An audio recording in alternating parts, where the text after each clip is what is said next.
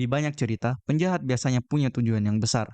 Ada yang ingin menguasai dunia, ada yang ingin membalas dendam, ada juga yang percaya bahwa apa yang mereka lakukan sebenarnya benar.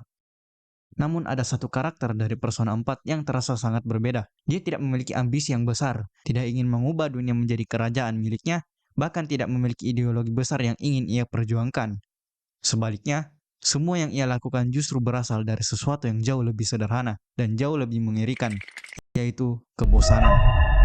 Karakter itu adalah Toru Adachi. Jadi, spoiler warning buat kalian yang ingin menikmati game Persona 4 dan ingin tahu ceritanya secara pribadi. Karena video ini akan membahas tentang Toru Adachi, main villain sekaligus dalang utama di balik serangkaian pembunuhan di kota kecil Inaba. Untuk memahami kenapa Adachi bisa menjadi penjahat, kita harus memahami satu hal penting terlebih dahulu. Adachi bukanlah penjahat yang lahir dari tragedi besar, dia adalah penjahat yang lahir dari kekosongan. Kita harus melihat kehidupannya sebelum semua peristiwa di Persona 4 terjadi. Adachi adalah seorang detektif polisi yang dipindahkan ke kota kecil bernama Inaba. Bagi kebanyakan orang, Inaba adalah tempat yang damai, sebuah kota kecil yang tenang, orang-orang yang saling mengenal satu sama lain, dan kehidupan yang berjalan dengan ritme yang lambat. Namun bagi Adachi, Inaba justru terasa seperti penjara. Tidak ada tantangan, tidak ada sesuatu yang menarik, tidak ada kesempatan untuk membuktikan dirinya. Hari-harinya dipenuhi oleh pekerjaan rutin, teguran dari atasannya, dan kehidupan yang terasa stagnan. Hal ini diperparah oleh fakta bahwa Adachi sebenarnya memiliki ekspektasi besar terhadap hidupnya. Dia tumbuh dengan keyakinan bahwa jika seseorang bekerja keras dan cukup pintar, maka dunia akan memberikan penghargaan yang setimpal. Namun ketika ia benar-benar memasuki dunia nyata, ia menemukan sesuatu yang jauh lebih pahit. Dunia tidak bekerja dengan cara seperti itu. Banyak orang yang tidak kompeten justru berhasil. Banyak orang yang berbakat justru tidak pernah mendapatkan kesempatan. Dan bagi Adachi, kesadaran ini perlahan berubah menjadi sesuatu yang lebih gelap, yaitu sinisme. Adachi mulai melihat dunia sebagai sesuatu yang ia anggap lucu, sebuah lelucon yang besar baginya. Dalam pandangannya, manusia hanya berpura-pura menjalani hidup dengan moral dan nilai-nilai yang mulia. Namun di balik itu semua, mereka sebenarnya sama egoisnya dengan siapapun. Mereka menikmati gosip, menikmati skandal, dan mereka diam-diam menikmati penderitaan orang lain, selama itu bukan diri mereka sendiri. Bagi Adachi, masyarakat hanyalah kumpulan orang yang hidup dalam kepura-puraan. Namun sinisme itu saja belum cukup untuk menciptakan seorang penjahat. Hal yang benar-benar mengubah Adachi adalah ketika ia menemukan keberadaan dunia di dalam televisi. Di dunia tersebut, realitas tak lagi memiliki batasan yang sama seperti di dunia nyata. Dan disitulah Adachi menyadari sesuatu yang sangat berbahaya. Ia memiliki kekuatan.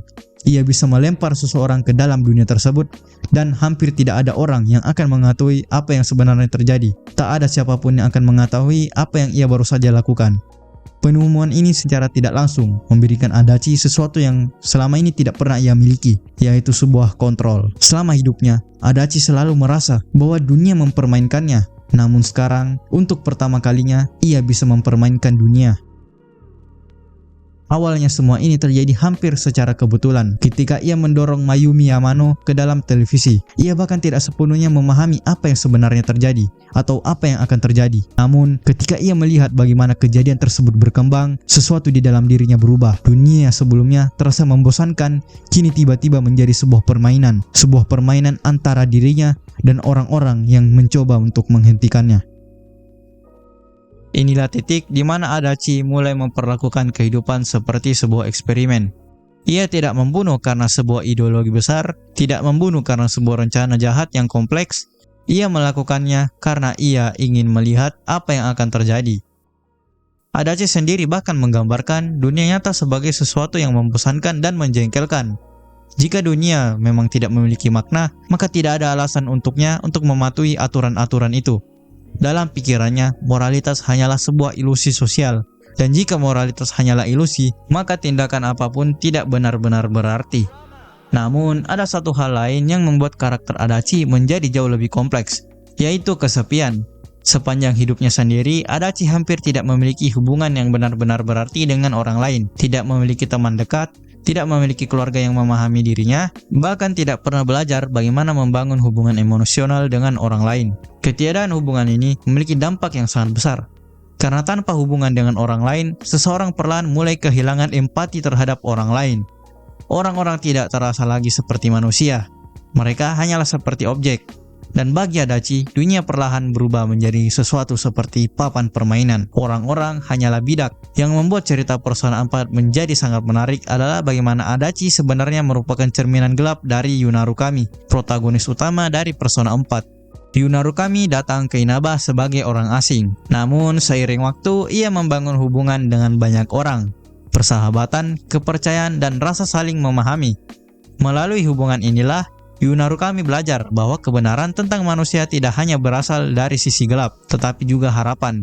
Adachi mengalami perjalanan yang berlawan dari protagonis utama. Alih-alih membangun hubungan dengan orang lain, ia justru menjadi semakin menjauh dari mereka. Alih-alih mencari makna, ia justru menolak bahwa makna itu ada. Di titik inilah, Adachi tidak hanya menjadi seorang pembunuh. Ia menjadi simbol dari sebuah ide. Ide bahwa jika seseorang berhenti percaya pada makna hidup, maka dunia akan kehilangan nilai apapun. Hal lain yang membuat Adachi terasa sangat realistis sebagai villain daripada villain-villain yang ada di seri Persona lainnya adalah fakta bahwa ia tidak mencoba membenarkan dirinya secara heroik. Sebaliknya, ia secara terbuka mengakui betapa sinis pandangannya terhadap dunia. Dalam monolognya, ia bahkan mengatakan bahwa orang-orang yang berbakat yang bisa benar-benar berhasil dalam hidup, sementara sisanya hanya akan terjebak dalam kehidupan yang membosankan dan penuh batasan. Pandangan inilah yang menunjukkan sesuatu yang penting tentang dirinya. Adachi nggak sebenarnya benar-benar membenci dunia. Ia juga membenci dirinya sendiri. Dan mungkin karena itulah yang membuat karakter Adachi begitu terasa menakutkan, karena ia bukan monster, bukan makhluk supranatural. Dia cuman manusia biasa cuy, yang berhenti percaya bahwa hidup memiliki arti. Pada akhirnya, Persona 4 bercerita tentang menghadapi kebenaran. Setiap karakter harus menghadapi sisi gelap dari diri mereka sendiri. Namun, sementara karakter lain memilih untuk menerima kebenaran itu dan tumbuh menjadi lebih kuat, Adachi melakukan hal yang sebaliknya. Ia melihat kebenaran tentang dunia dan memutuskan bahwa dunia itu tidak layak untuk diselamatkan. Dan dalam keputusasaan itulah, Toru Adachi berubah dari seseorang manusia biasa menjadi sosok penjahat dan pembunuh berantai. Namun, ada satu aspek lain yang membuat Adachi jauh lebih berbahaya dibanding sekadar seorang pembunuh, yaitu manipulasi. Adachi bukan hanya melakukan kejahatan secara langsung, ia juga memastikan bahwa orang lainlah yang akan disalahkan. Sejak awal cerita Persona 4, Adachi menyembunyikan dirinya di balik sebuah topeng yang sangat efektif, berpura-pura menjadi detektif yang ceroboh, santai, dan sedikit ceroboh. Hah? Maksudnya apa itu bang? Ia sering terlihat bercanda, sering mengeluh tentang pekerjaannya, bahkan kadang tidak sengaja membocorkan informasi penyelidikan kepada orang lain. Topeng ini membuatnya terlihat seperti karakter sampingan yang tidak berbahaya, padahal justru disitulah letak kecerdasannya, karena tidak ada yang benar-benar mencurigainya. Sebagai seorang polisi, Adachi memiliki akses langsung terhadap informasi kasus pembunuhan yang terjadi di Inaba, mengetahui detail penyelidikan, mengetahui siapa saja yang menjadi tersangka, dan yang paling penting, ia mengetahui bagaimana opini publik mulai terbentuk. Semua informasi itu memberinya satu keuntungan yang besar, yaitu ia bisa mengarang cerita. Contoh manipulasi terbesar yang ia lakukan adalah bagaimana ia memanfaatkan seseorang bernama Taro Namatame. Ketika Namatame mulai menyadari bahwa korban yang muncul di televisi berhubungan dengan kasus pembunuhan, ia menjadi panik. Namatame percaya bahwa orang-orang yang muncul di Midnight Channel akan menjadi korban berikutnya. Namun di titik inilah Adachi masuk. Alih-alih menghentikannya, Adachi justru memberi ide kepada Namatame, mengatakan bahwa satu-satunya cara untuk dalam tanda kutip menyelamatkan orang-orang tersebut adalah yang memasukkan mereka ke dalam televisi. Bagi Namatame, ini terdengar seperti tindakan penyelamatan, namun bagi Adachi ini adalah langkah jenius. Karena sekarang ada seseorang yang secara aktif menculik orang-orang dan memasukkan mereka ke dalam dunia TV. Jika sesuatu terjadi pada mereka, semua orang akan langsung mencurigai Namatame. Dengan kata lain, Adachi telah menciptakan sebuah kambing hitam. Manipulasi ini bahkan lebih licik dari yang terlihat, karena Adachi tidak hanya memanfaatkan Namatame, tapi juga memanfaatkan Yuna Rukami sebagai protagonis. Setiap kali seseorang dimasukkan ke dalam televisi oleh Namatame, para protagonis akan masuk ke dalam dunia TV untuk menyelamatkan mereka. Namun bagi Adachi, seperti yang sudah aku bilang tadi, ini hanyalah sebuah permainan, sebuah game baginya. Sebuah permainan kucing dan tikus. Ia menciptakan situasi di mana Namatame menculik korban, lalu para protagonis menyelamatkan korbannya. Lalu polisi terus menyelidiki kasus yang sebenarnya ia ciptakan sendiri. Semua orang bergerak, semua orang berusaha memecahkan misterinya. Namun tanpa sadar, mereka semua hanya mengikuti sebuah papan permainan yang telah disusun oleh Adachi sejak awal. Bahkan ketika seseorang akhirnya mengaku sebagai pelaku, Adachi masih berusaha untuk memanfaatkan situasi tersebut. Ketika Mitsuo Kubo datang ke kantor polisi dan mengaku sebagai pembunuhnya, penyelidikan hampir saja berakhir di sana. Namun bagi Adachi, hal ini justru merusak permainannya. Jika kasus selesai terlalu cepat, maka permainan itu akan berakhir. Karena itulah Adachi kembali memanipulasi situasi. Ia memanfaatkan kesempatan untuk menjebak Mitsuo ke dalam dunia TV tanpa diketahui oleh orang lain. Dengan begitu, misteri pembunuhan tetap berlanjut dan kecurigaan publik tetap mengarah pada orang lain. Semua manipulasi ini menunjukkan satu hal yang penting tentang Adachi. Ia tidak cuma menikmati kekacauan yang ia ciptakan sendiri, ia menikmati mengendalikan kekacauan tersebut. Di permukaan, ia terlihat seperti seseorang yang malas dan tidak kompeten sebagai seorang detektif polisi. Namun di balik itu semua, ia adalah seseorang yang dengan sabar memindahkan bidak-bidak di papan permainannya. Setiap orang yang ia temui, setiap keputusan yang mereka buat, semuanya secara tidak langsung mendorong cerita menuju arah yang ia inginkan. Dan selama itu terjadi, Adachi bisa terus berdiri di belakang layar, tanpa pernah benar-benar dicurigai oleh siapapun. Namun setiap permainan, seberapapun lamanya ia berlangsung, pada akhirnya akan mencapai akhirnya. Bagi Adachi, akhir itu datang ketika satu hal yang tidak pernah ia perhitungkan mulai muncul, yaitu sebuah ketekunan. Selama berbulan-bulan lamanya, Adachi menikmati kekacauan yang ia ciptakan sendiri. Melihat orang-orang panik, polisi kebingungan, melihat para remaja yang mencoba memecahkan misteri tanpa menyadari bahwa mereka sedang berjalan di jalur yang ia buat. Bagi Adachi, semua ini hanyalah sebuah hiburan, sebuah permainan kucing dan tikus. Namun permainan itu memiliki satu masalah yang besar, yaitu tikus-tikus itu tidak pernah berhenti. Ketika anggota investigation team akhirnya menyadari bahwa semua petunjuk mulai mengarah pada dirinya, topeng yang selama ini ia pakai mulai retak. Protagonis mulai melihat adanya sebuah pola, sesuatu yang janggal pada Adachi. Bagaimana Adachi selalu muncul di sekitar kasus, bagaimana ia selalu mengetahui informasi tertentu terlalu cepat, dan bagaimana setiap langkah dalam penyelidikan selalu secara aneh menguntungkan satu orang. Ketika kebenaran itu akhirnya terungkap, Adachi bahkan tidak mencoba menyangkalnya. Sebaliknya, ia tertawa. Karena bagi dirinya, bahkan momen ini pun hanyalah bagian dari permainan. Ia melarikan diri ke dunia televisi, dunia yang sejak awal memberinya kekuatan. Tempat di mana ia merasa bebas dari aturan dunia nyata. Tempat di mana ia percaya dirinya akhirnya berada di atas semua orang. Di dalam dunia itu, Adachi menciptakan ruangannya sendiri. Sebuah versi Inaba yang terdistorsi. Kota yang sama, namun dipenuhi kabut tebal, garis polisi, dan lorong-lorong yang terasa seperti labirin tanpa akhir. Tempat ini dikenal sebagai Magatsu Inaba. Sebuah refleksi sempurna dari pikirannya yang kacau, sinis, dan penuh kebencian terhadap dunia. Ketika para protagonis akhirnya mencapai bagian terdalam dari tempat itu, Adachi menyambut mereka dengan ejekan. Tai memang ini orang cuy. Ia mengolok-olok perjuangan mereka, mengatakan bahwa semua yang mereka lakukan itu sia-sia. Menurutnya, dunia memang tidak memiliki makna. Orang-orang hanya hidup, bekerja, menikah, lalu meninggal. Tidak ada yang benar-benar berubah. Dan karena itulah, menurutnya, tidak ada alasan untuk mencoba menjadi lebih baik, mencoba keluar dari jalur yang semestinya. Dalam pandangan Adachi, mereka semua hanyalah orang bodoh yang masih percaya pada sesuatu yang tidak ada. Namun para protagonis tidak datang untuk berdebat. Mereka datang untuk menghentikan permainan itu, menghentikannya untuk selamanya. Di titik inilah, Adachi akhirnya juga menunjukkan kekuatan yang selama ini ia sembunyikan.